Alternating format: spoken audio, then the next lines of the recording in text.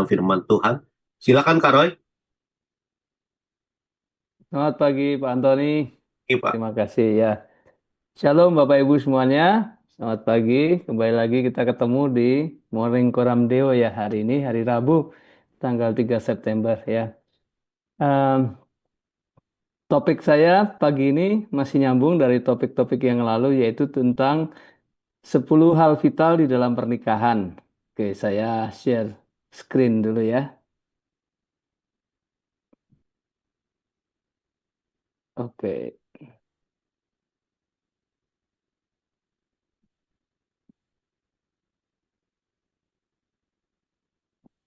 baik. Ya, jadi 10 prinsip vital untuk menghadirkan surga di dalam pernikahan. Bapak Ibu semuanya, mungkin ada juga yang belum menikah ya. Jadi nggak apa-apa. Kalau yang belum menikah itu paling nggak kita bisa belajar tentang bagaimana bahwa pernikahan itu eh, sesuatu yang sangat sakral ya. Saya mengutip dari buku Gary Thomas, dari buku Sacred Marriage ya. Prinsip yang pertama saya mengambil dari buku beliau yang buku itu judulnya Pernikahan Kudus ya. Jadi seringkali orang bahwa berpikir pernikahan itu adalah untuk kita membuat kita bahagia, tapi dalam buku Gary Thomas tersebut beliau mengatakan bahwa Tuhan menciptakan pernikahan pertama-tama bukan untuk membuat kita bahagia, tetapi untuk membuat kita kudus. Jadi banyak pasangan-pasangan mereka yang merasa kecewa, frustrasi karena ketika mereka menikah mereka punya harapan ya. Saya dulu di pertama kali saya ngajar di sini saya juga punya harapan terhadap istri saya, punya hal-hal yang saya pengen punya ketika saya menikah tapi saya tidak mendapatkannya dan itu membuat saya kecewa.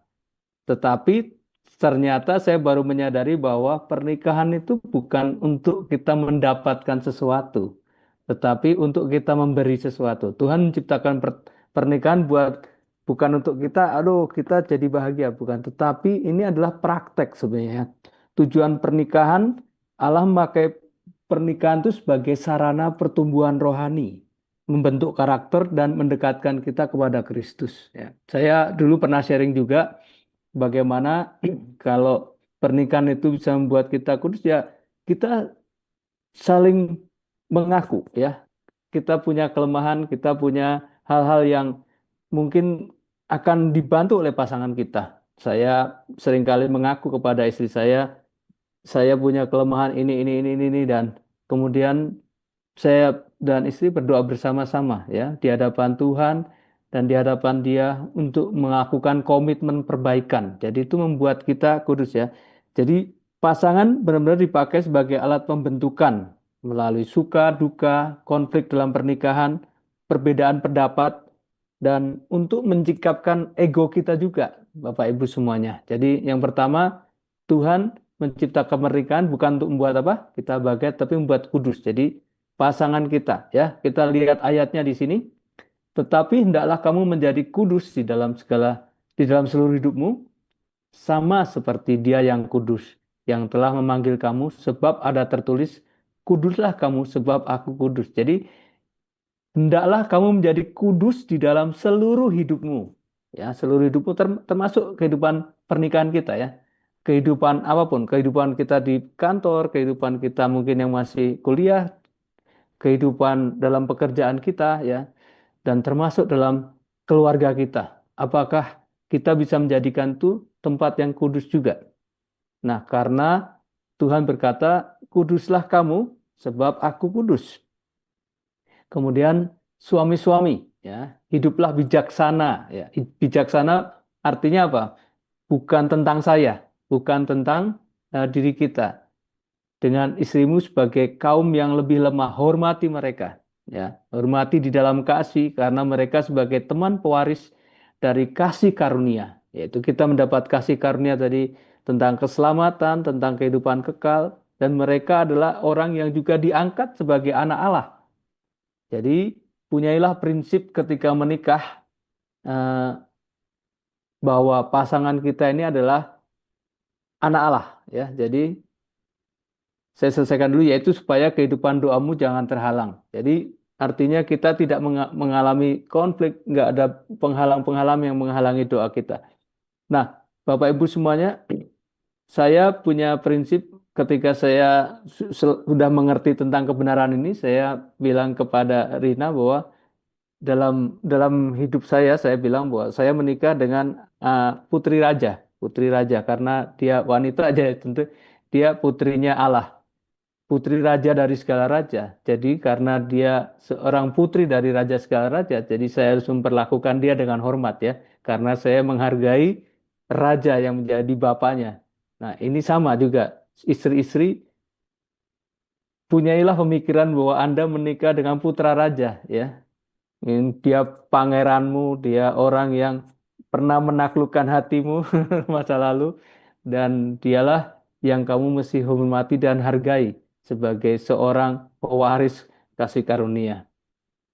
Nah, prinsip yang kedua, kasih tanpa pamrih dan berkorban, yaitu kasih murni tanpa syarat dari Allah yang menjadi satu-satunya cinta yang dapat menjamin kesuksesan dalam pernikahan. Karena kasih yang murni itu, saya dulu pernah mengatakan bahwa itu adalah satu arah. Sementara kasih kita, tiga hal saya mau ulang lagi ya.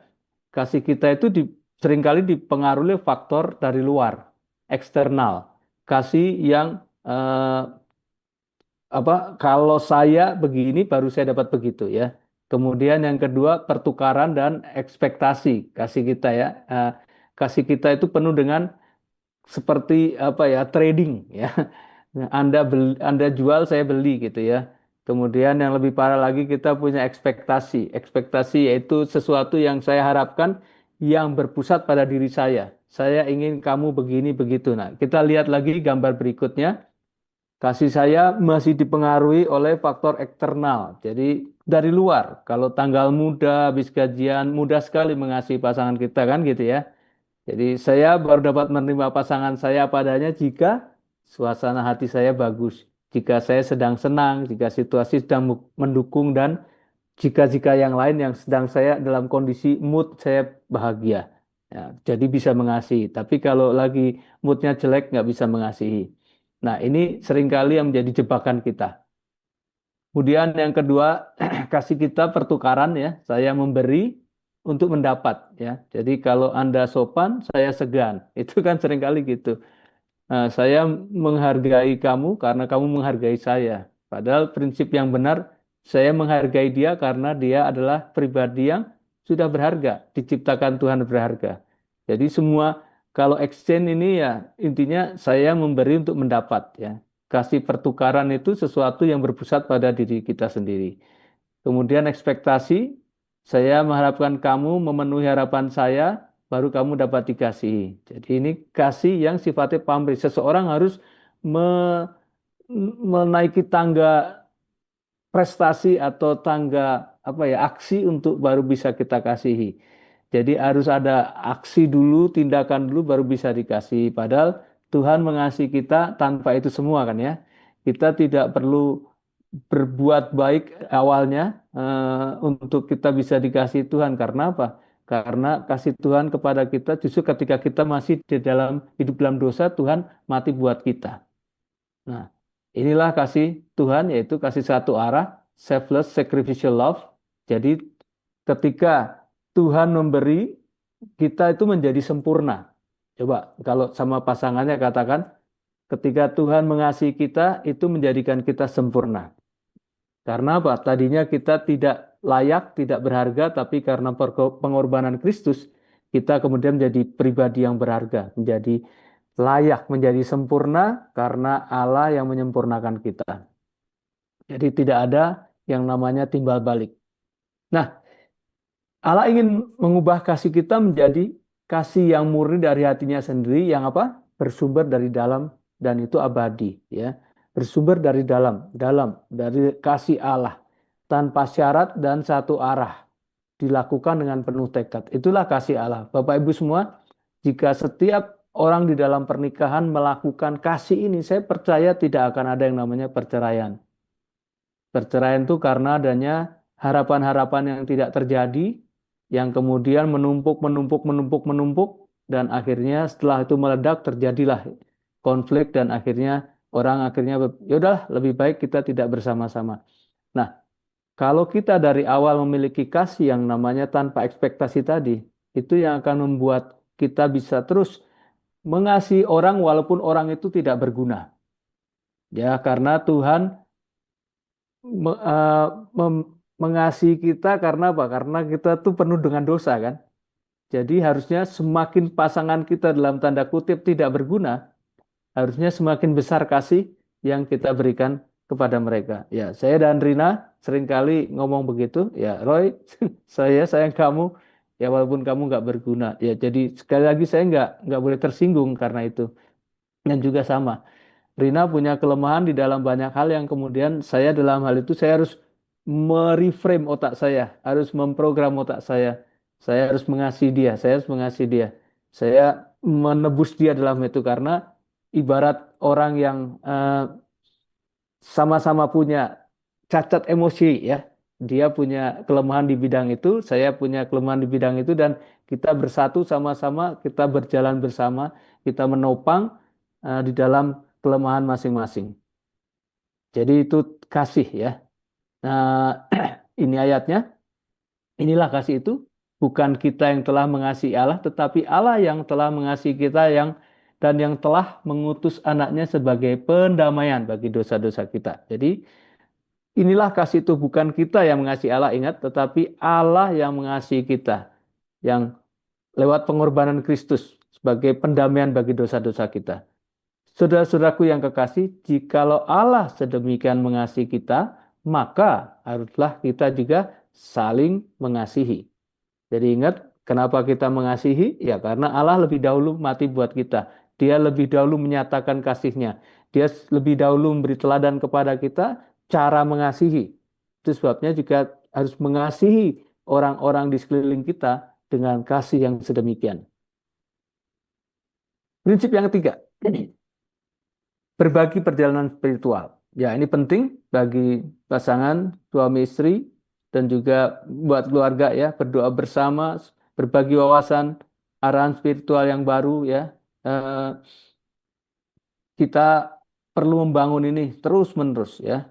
Karena tidak hanya hal yang rohani, yang jasmani saja yang kita lakukan, tetapi hal rohani itu juga menjadi yang utama sebenarnya kan dalam pernikahan itu kan. Karena dasar kita Kristus dan Kristus itu adalah sesuatu yang menjadi pusat dari keluarga kita.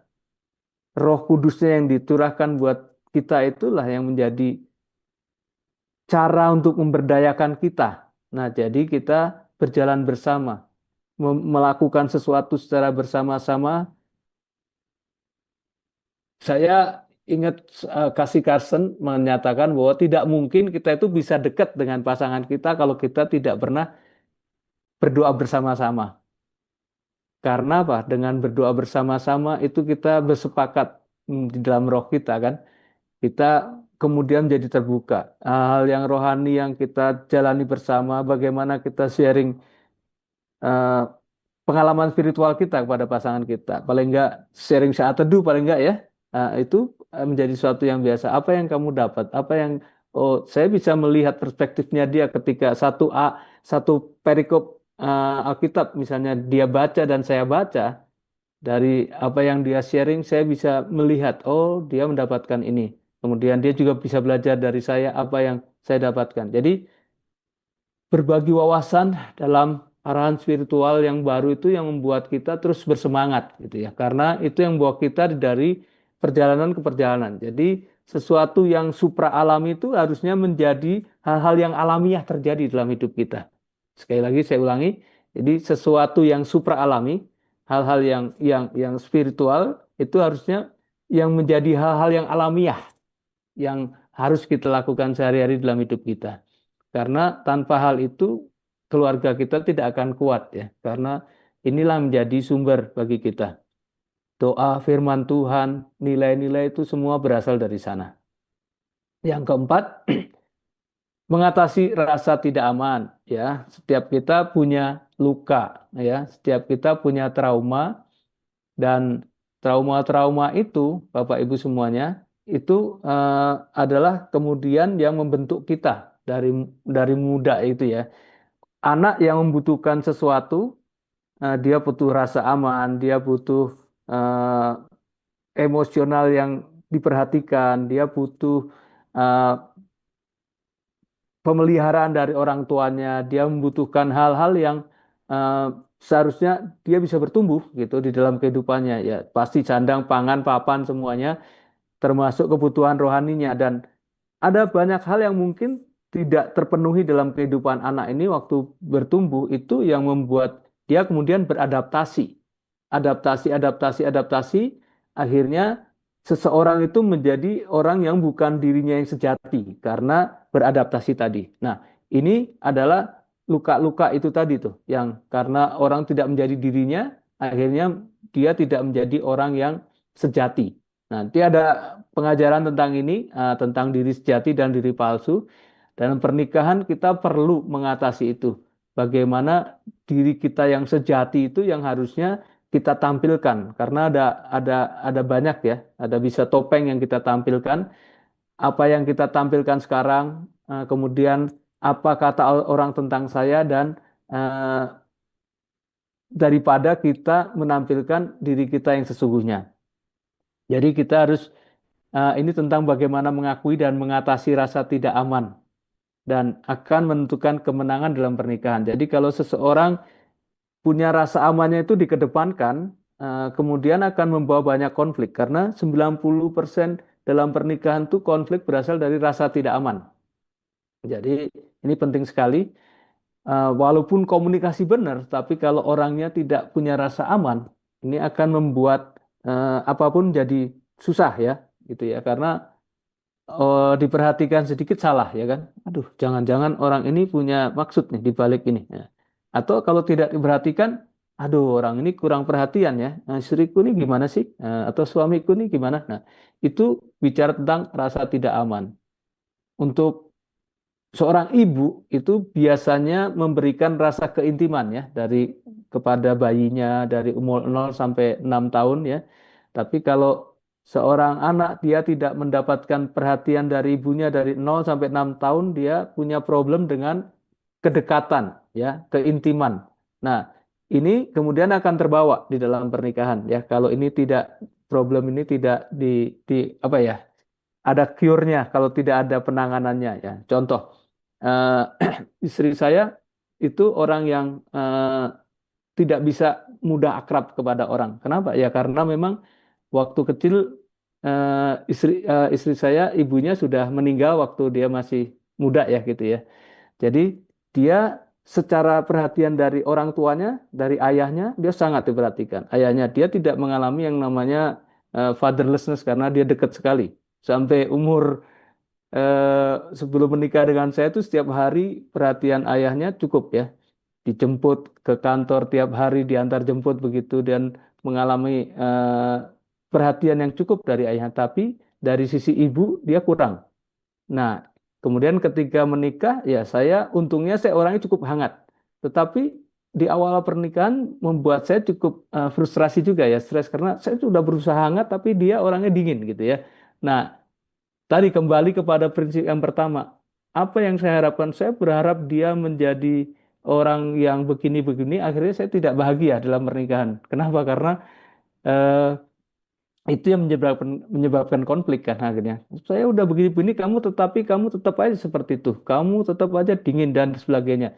Itu harapan-harapan yang tidak tersampaikan atau tidak didapatkan karena ya karena ini tadi rasa tidak aman. Tetapi jika kita mau terbuka dan melihat masa lalu setiap pasangan kita dan kemudian kita mendiskusikan itu di dalam perjalanan pernikahan, itu akan menolong kita. Jadi kita tahu, oh kenapa dia seperti itu ya, kenapa, oh dia riwayatnya begini, dan itu akhirnya membuat kita memiliki kasih yang lebih. Kita punya passion. Kita karena passion akhirnya ada apa? Compassion, belas kasih. Belas kasih itu yang kemudian menolong kita untuk kita bisa melihat pasangan kita melampaui dia. Karena kita melihat Kristus dalam diri dia. Kristus sudah mati buat dia. Kristus sudah menebus dia. Dia punya kekurangan tetapi semuanya sudah ditanggung oleh Kristus. Jadi ini penting sekali, rasa tidak aman ini saya beri waktu lebih ke hal ini karena ini penting sekali ya. Rasa tidak aman ini penyebab banyak orang gagal di dalam pernikahan, penyebab banyak orang tidak berhasil dalam hidupnya, penyebab orang gagal menyelesaikan konflik-konflik dalam hidupnya. Jadi penting sekali untuk kita menyelesaikan rasa tidak aman. Jadi suami mengasihi istri adalah hubungan pertama dan utama yang anak-anak cermati. Jadi mengasihi istri dengan benar menjadi inti dari rasa aman anak. Jadi anak-anak saya belajar tentang rasa aman itu dari melihat saya mengasihi istri saya. Jadi mereka anak saya yang pertama pernah bilang bahwa dia tidak takut miskin, dia tidak takut susah hidupnya, tetapi yang dia takutkan adalah kalau dia melihat saya dan istri saya bercerai. Itu aja yang menjadi ketakutan dia. Jadi itu yang benar-benar terpatri dalam hidup kami untuk kami membuat mereka punya rasa aman bahwa kami akan selalu bersama, kami akan bisa menyelesaikan konflik kami, dan kami pasti bisa punya jalan keluar untuk setiap masalah yang kami hadapi. Dan itu yang membuat mereka sampai sekarang mereka melihat bagaimana kami berdua menjadi eh, orang tua yang dekat dengan mereka. Nah, ini penting sekali juga untuk bagaimana mereka melihat karena nanti mereka akan modeling dalam keluarga mereka. Oke, prinsip yang kelima yaitu nilai-nilai bersama. Nah, saya sudah berikan di minggu lalu ya ketika saya ngajar ya atau pertemuan sebelumnya. Semua pernikahan dan keluarga sebaiknya harus dibangun di atas sistem nilai yang sehat. Seperangkat nilai pilihan yang mengarahkan kehidupan keluarga kita. Jadi kalau kita nggak punya standar nilai-nilai dalam hidup kita, itu yang membuat kita jadi mudah dibentuk oleh dunia ini. Ya, kenapa kita mudah diombang-ambingkan oleh budaya-budaya yang ada sekarang? Contohnya budaya global ya, seperti cellphone, seperti HP ini memberi kita itu warna dan budaya dan kemudian dia coba memberikan kita nilai-nilainya dunia itu kepada kita. Kalau kita tidak hati-hati dengan HP kita itu sebabnya kepada anak-anak kita harus mengajarkan ini juga ya, nilai-nilai, nilai-nilai. Salah satu nilai integrity ya, hidup hidup pribadi kita itu harus apa ya, inline atau sepadan dengan apa yang menjadi hidup publik saya. Contoh ini nilai-nilai keluarga saya ya. Anda dapat membuat nilai sendiri, tetapi saya nilai yang pertama itu saya sering mengatakan kepada anak-anak saya dan keluarga saya bahwa hidup itu bukan tentang kita. Hidup itu bukan tentang apa yang kamu dapat, eh, rumah sebesar apa yang akan kamu bangun, atau harta sebanyak apa yang akan kamu cari, tetapi hidup itu adalah tentang bagaimana saya dapat menggenapi misi Tuhan. Dan lewat misi Tuhan itu kita menjadi orang-orang yang berkontribusi di dalam misi Tuhan itu. Lewat hidup kita, lewat keunikan kita, kita bisa berkontribusi kepada misi Tuhan. Sehingga apa yang kita bangun lebih kepada prinsipnya. Prinsip bahwa hidup kita adalah misionari-misionari, ya. Setiap kita ini adalah misionari, Bapak Ibu semua, walaupun Bapak Ibu tidak, mungkin ada yang bilang saya pekerja kantor, saya bukan hamba Tuhan, tetapi kita adalah misionari. Kenapa? Karena kita menghidupi misi Bapa kan. Dan Bapa adalah misi dan kita ada dalam misi Bapa, berarti kita adalah misionari. Coba katakan kepada pasanganmu atau siapapun yang bersama Anda bahwa kita ini semua misionari ya. Jadi kita misionari dalam pekerjaan kita, kita misionari dalam pernikahan kita misionari di dalam apapun yang kita lakukan karena kita ada dalam misi Bapa. Amin, Bapak Ibu semuanya. Jadi ini menjadi nilai yang penting bahwa kita memiliki prinsip yang berbeda karena orang yang memiliki set nilai-nilai ini akan selalu hidup di atas orang yang nggak punya. Jadi kalau kita tidak punya nilai-nilai yang unggul, bagaimana kita bisa mengubah dunia? Kalau keluarga kita nggak bisa jadi berkat, memiliki sesuatu yang berbeda, bagaimana orang bisa melihat Kristus di dalam keluarga kita, dalam hidup kita, ya? Jadi orang bisa melihat sesuatu yang berbeda karena nilai-nilai berbeda yang kita anut atau yang kita adopsi. Saya harap ini semua jelas ya tentang nilai-nilai. Kemudian prinsip yang keenam, mendukung panggilan. Ya, sebuah keluarga hendaknya mengetahui tujuan hidup yang diberikan Allah kepada mereka. Ini penting. Kita memiliki panggilan utama. Panggilan utama kita adalah terlibat di dalam misi Allah. Ya, Tuhan punya sebuah misi. Tuhan sedang bekerja. Tuhan sedang menghadirkan surga atau kerajaannya di muka bumi ini. Kita adalah batu-batu yang batu-batu hidup yang ditanam untuk pembangunan rumah Allah kan. Nah, jadi kita ini adalah orang-orang yang kemudian menjadi orang yang menggenapi misi Tuhan lewat panggilan sekunder kita apa? Keunikan kita. Ada yang panggilannya dia menjadi seorang chef, ada yang menjadi engineer atau insinyur, ada yang menjadi guru, ada yang menjadi eh, ahli ekonomi, ahli bahasa, dan apapun hal-hal unik yang membuat Anda itu menjalaninya sekarang itu adalah panggilan sekunder Anda. Dan panggilan itu yang kemudian akan mengkontribusi kepada panggilan utama Anda. Jadi kalau saya seorang pelatih sepak bola, kenapa saya bermisi di dalam sepak bola saya? Karena sepak bola bukan yang utama buat saya.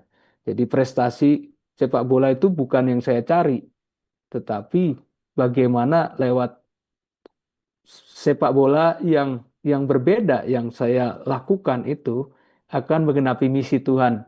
Ya, jadi saya melatih pelatih untuk mereka bisa menjadi figur ayah. Nah, itu keunikan saya supaya bahwa lewat lewat sepak bola ini banyak orang mengalami kasih Bapa. Lewat lewat pelatihan yang mereka lakukan banyak orang mengalami Tuhan dalam hidup mereka. Jadi itu yang utamanya itu ya. Jadi bukan sepak bolanya ya. Ya, kalau saya juara itu bonus tetapi bukan yang saya kejar. Yang saya kejar adalah bagaimana lewat profesi saya itu saya bisa menggenapi misi Tuhan. Jadi jangan pernah kebalik, jangan pernah menjadikan profesi kita sebagai identitas saya.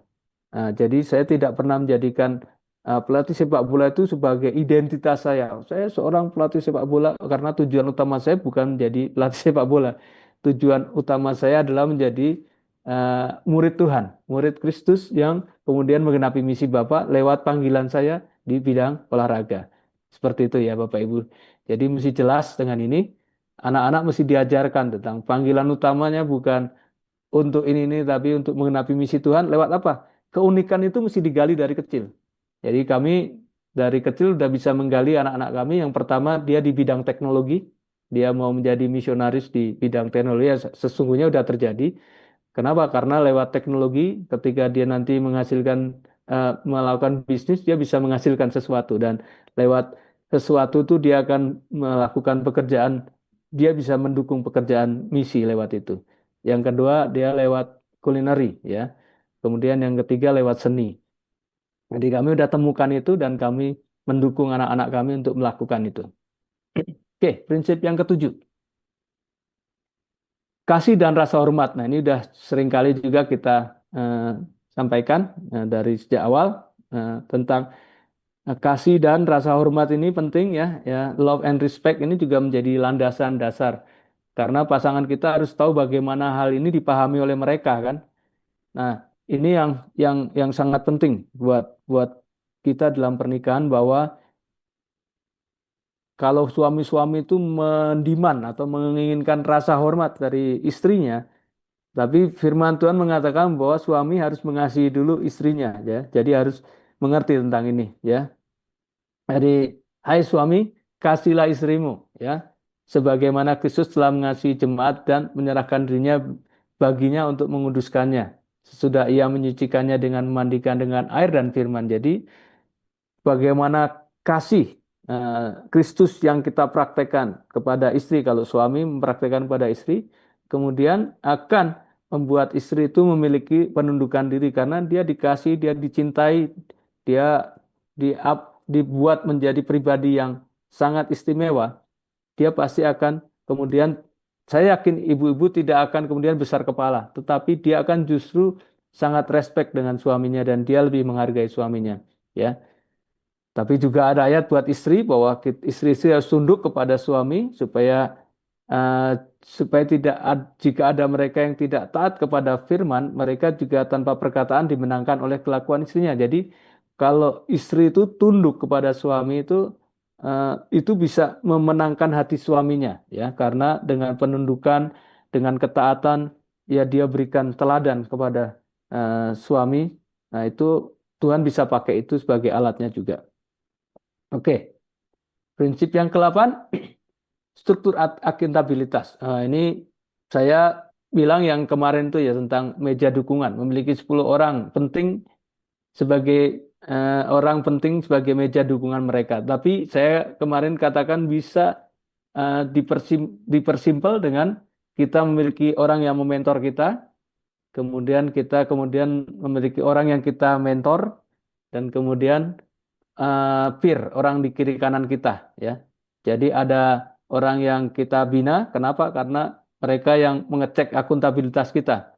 Eh, Murid-murid saya bisa mengecek kerohanian saya, tapi juga mentor di atas saya bisa ngecek kerohanian saya. Jadi orang-orang itu yang membuat saya lebih dekat kepada Tuhan, dan orang di kiri kanan saya itu yang bisa mengecek saya juga, ya. Saya masih punya orang di kiri kanan saya yang kita berdoa setiap minggu, yang ngecek, ya, kita berbicara sebagai pria.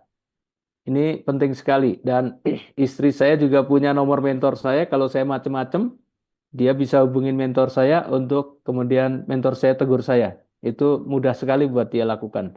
Jadi saya nggak bisa macem-macem karena ada orang-orang di sekeliling saya yang istri saya tahu, dan istri saya kenal mereka semua. Dan ini yang membuat saya menjadi pribadi yang aman karena ada orang-orang yang mm, kepada mereka saya bertanggung jawab. Ya, nih. Kemudian yang prinsip yang ke-9, keterampilan tentang anak-anak, ya. Setiap pasangan harus dilatih tentang parenting. Ini penting sekali Bapak Ibu semuanya, ya. Kenapa? Karena banyak orang itu menikah kemudian tidak di-equip. Nah, saya bersyukur di Abalov itu cukup, ya, cukup terstruktur. Jadi waktu saya menikah di tahun 97, sebelumnya kita harus ambil dulu eh, BPN kan. Eh, eh, Bimbingan pranikah itu cukup lama, ya. Jadi kalau zaman saya dulu setahun sebelum menikah itu harus sudah ambil, ya. Eh, Kemudian ada pertemuan kelompok besar, pertemuan kelompok kecilnya juga. Pertemuan kelompok besar bulanan, pertemuan kelompok kecil tuh saya kalau nggak salah ingat hampir setiap minggu atau setiap 2 minggu sekali. Itu harus wajib, ya, nggak boleh nggak hadir, ya. Kalau saya dulu zaman saya nggak hadir itu buat paper, saya nggak tahu yang sekarang. Nah, kemudian setelah saya menikah, kemudian ikut parenting yang untuk anak-anak di bawah 3 tahun. Jadi udah langsung otomatis saya ambil kelas itu, jadi tahu. Hmm, Bapak Ibu semua itu menolong sekali karena kita jadi ngerti, karena wawasan kita dibuka. Kita kalau menjalani pernikahan karena melihat saja gitu, ya, melihat saja, oh, gini-gini, tapi tidak pernah mengalami yang namanya training, ya, di equip itu, kita akan menjalani itu karena, waduh, karena siklus saja, karena kebiasaan. Tapi dengan di training kita tahu kenapa kita melakukan itu. Kita bisa belajar dari kesalahan-kesalahan pendahulu kita, dan kemudian kita mengambil hal-hal yang baik untuk kita praktekkan kepada keluarga kita. Jadi penting, saya bahkan katakan, kalau pasangan suami istri ini nggak punya waktu, sebaiknya jangan punya anak. Karena ini penting. Karena bicara kalau udah punya anak harus menyediakan waktu, karena ini bagian dari pendidikan kehidupan. Ya, sekolah kehidupannya dimulai. Kalau orang tuanya nggak tahu cara menyampaikan hidup kepada anak-anaknya, bagaimana anak-anak itu bisa belajar? Jangan sampai kita membesarkan monster. Kita sedang membesarkan generasi ilahi. Jadi orang yang mendidiknya harus tahu prinsip-prinsipnya. Jadi saya katakan pasangan muda kalau nggak punya waktu jangan punya anak, itu aja. Eh, Banyak orang yang mungkin protes, silakan, tetapi menurut saya ini penting sekali karena anak-anak itu adalah cerminan dari didikan orang tuanya. Ya, kalau kita bisa membentuk mereka itu seperti bejana yang mau dibentuk seperti apa, itu orang tuanya berperan, Bapak Ibu semuanya, walaupun mereka itu adalah anak-anak yang Tuhan percayakan kepada kita, jadi kita mesti bertanggung jawab. Jadi Walaupun mereka ciptaan Tuhan, tetapi Tuhan mengajak kita sebagai mitra Tuhan untuk mendidik mereka ketika mereka dipercayakan kepada kita. Amin, Bapak Ibu semuanya. Kemudian keterampilan dalam pernikahan ya, komunikasi, keterampilan konflik, keterampilan tentang seks ya, itu penting juga ya, karena kita akan mengajarkan kepada anak kita kan tentang seks ya. Jangan sampai anak kita belajar dari internet. Anda akan tidak senang tentang itu ya. Jadi komunikasi penting ya, komunikasi bagaimana berkomunikasi. Saya yakin banyak buku-buku ditulis, banyak training-training juga tentang komunikasi dan konflik ya. Itu penting sekali dan ini butuh keterampilan untuk dipelajari.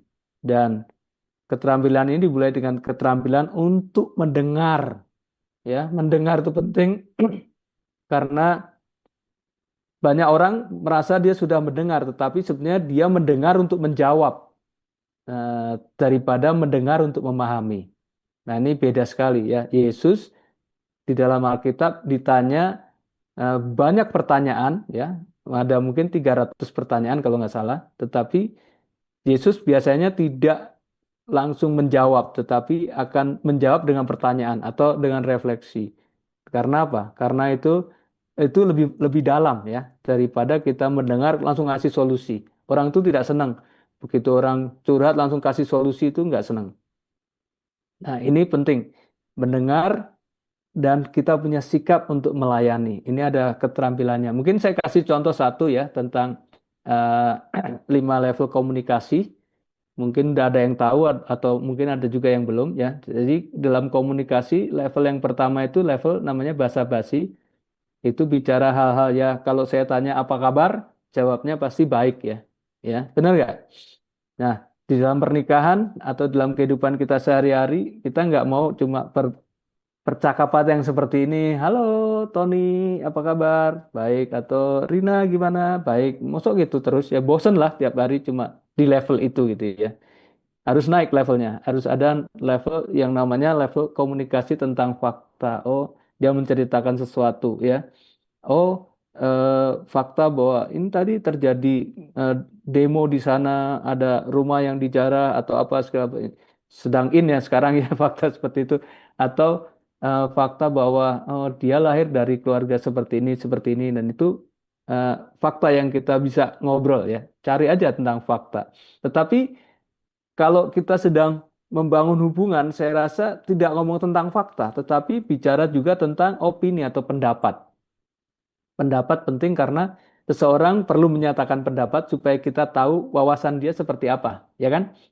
Jadi dari yang nomor satu, nomor dua, nomor tiga, opini ini penting untuk kita dengarkan. Saya belajar ini dan praktekkan kepada anak-anak dan istri saya juga. Jadi saya tidak terjebak dengan level pembicaraan yang di fakta saja atau dia menceritakan tentang kantornya seperti apa, tetapi kemudian saya juga menanyakan sesuatu yang kemudian dia menyampaikan opininya gitu ya. Bagaimana dengan situasi akhir-akhir ini, bagaimana kamu menangani karyawanmu dan sebagainya. Kemudian dia akan menyampaikan opini atau dia menceritakan eh, hal-hal yang terjadi tentang kehidupan ya.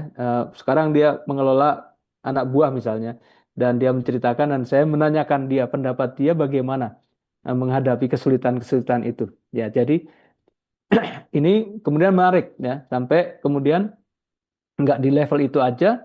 Yang paling penting itu Bapak Ibu semuanya bahwa seseorang itu bisa menyatakan perasaannya atau dalam bahasa itu sehari-hari itu curhat. Kalau orang bisa curhat kepada Anda, itu artinya dia udah aman karena dia bisa langsung eh, menceritakan apa yang dia rasakan. Nah, ini penting untuk kita itu tinggal di dalam ruang perasaan. Jadi sekali lagi kalau orang bisa curhat kepada Anda itu Anda mesti menghargai karena ini adalah curahan dari perasaannya dia. Curahan yang dia sampaikan dan ini sangat apa ya? Sangat sangat sangat bernilai banget buat dia. Itu gunakan gunakan ruang ini atau level ini tinggal di sana dan hargai itu dan Anda harus benar-benar bisa menjaga itu.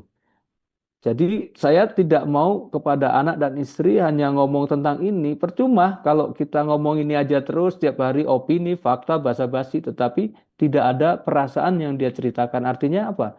Dia tidak aman sama kita.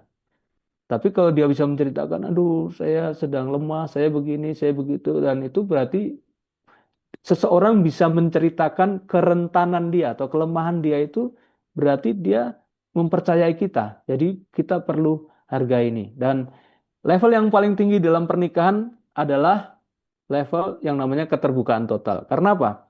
Orang menikah dia telanjang bersama dan tidak menjadi malu. Berarti artinya tidak ada yang ditutupin lagi. Dan keterbukaan total hanya terjadi dalam pernikahan. Kemudian di level perasaan tadi ingat kalau Anda seorang pembina ya, hati-hati dengan orang yang mencurhat kepada Anda terutama kalau lawan jenis ya. Ini hati-hati ya. Saya dulu kalau di kantor saya kalau misalnya ada staf wanita yang mau curhat sama saya, ya harus ada orang lain gitu. Nggak boleh sendiri, nggak boleh berdua gitu ya. Atau kamu mau nggak, Rina, kamu curhat sama Kak Rina misalnya saya bilang begitu. Dan kemudian kalau sesama jenis kan begitulah. Eh, kalau dia sama beda jenis ya, artinya beda gender kepada saya akan berikan kepada istri. Tetapi kalau sejenis ya, saya bisa handle itu gitu ya. Nah, kemudian keterbukaan total ini penting sekali karena dalam pernikahan itu sudah tidak ada yang ditutupi. Keuangan kah, kelemahan-kelemahan kita kah, eh, apa sisi-sisi gelap kita itu kita mesti terbuka. Ada kalau kita nggak terbuka dengan pasangan kita, berarti sama orang lain pun kita tidak akan bisa terbuka ya. Jadi kita nggak bisa jadi diri kita sendiri. Harusnya dengan pasangan kita kita bisa menjadi diri sendiri, bisa bisa tahu kita seperti apa. Nah, Bapak Ibu semuanya, kiranya 10 hal dan hal-hal praktikal ini bisa menjadi bekal buat kita, pengetahuan kita dan juga bisa praktekkan dan kiranya surga bisa terjadi dalam pernikahan Bapak Ibu semuanya dengan mempraktekkan hal ini. Puji Tuhan, saya kembalikan kepada teman-teman di M, eh, MCD ya. Oke, thank you Kak Roy. Puji Tuhan ya.